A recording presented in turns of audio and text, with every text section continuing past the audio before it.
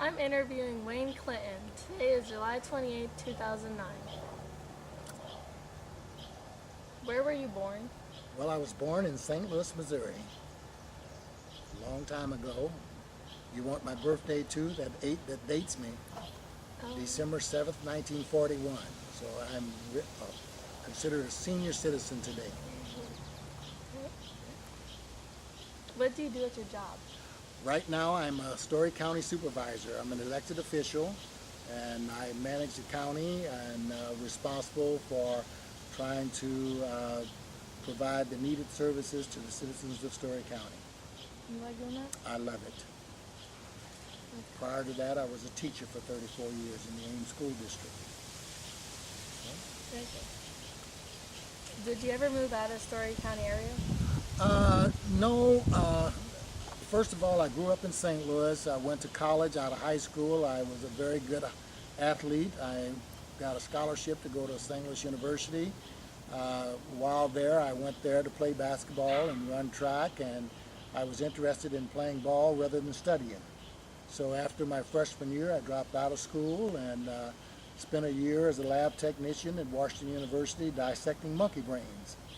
And I got my own apartment. My mother moved in with me, and by the time I got my paycheck, I had $18 to last for the whole month after I paid for my utilities. So I decided I need to go back to school and get an education. And Northeast Missouri in Kirksville had recruited me out of high school, and one day one of my coaches asked me if I want to get back in school, and I said yes, so that's where I ended up. And I graduated from Northeast Missouri, and that led the way, and a little later I'll probably tell you how I ended up coming to Ames as a result of that. And so I've been here for 42 years, and so I almost left here because I had an opportunity to move back to St. Louis in 1974. But the people here talked me into staying, and that was the best decision I ever made. What did you like most about teaching? Probably the relationship with kids. I really felt that my life was enriched, and I hope that I helped make a difference in the lives of the students. I truly did enjoy it. I look forward to going to class every day. And I told people when I retired that in the 34 years that I was in the classroom, I only had one bad day. And that's teaching 7th graders, believe it or not. But I think the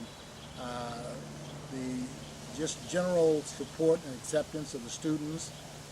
I had maybe a way to connect with kids that was very special, and even to this day, many of them call me, write me, invite me back to reunions, just share great memories of what it was like when they were in my classroom. So I just can't say enough about the joy that I received as a classroom teacher. Was social studies your strongest interest in high school? Well, actually, physical education was my strongest interest because of athletics and so forth. So I actually majored in physical education, and social studies was my minor. But I realized in order to get a teaching certificate, you needed to have something else along with physical education, and that's really what landed me here, because my job, when I was offered a job in Ames, it was to teach 7th grade social studies with some coaching. So I never taught physical education class in all my years in teaching here in Ames.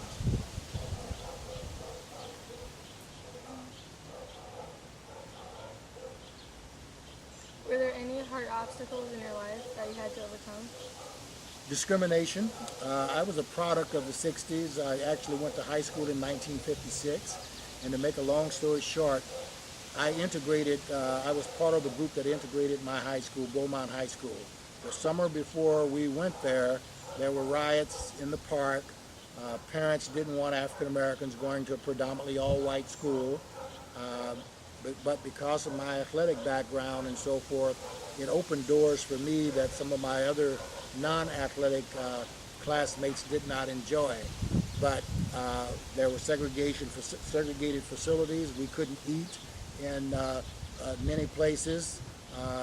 We could only ride in certain areas on the buses and public transportation. So growing up during that era, I had to learn how to interact and engage in an environment where I knew that I was treated as a second-class citizen. But for some reason, I was determined that I was going to make something of my life, and I wasn't going to let the societal issues really keep me from being successful.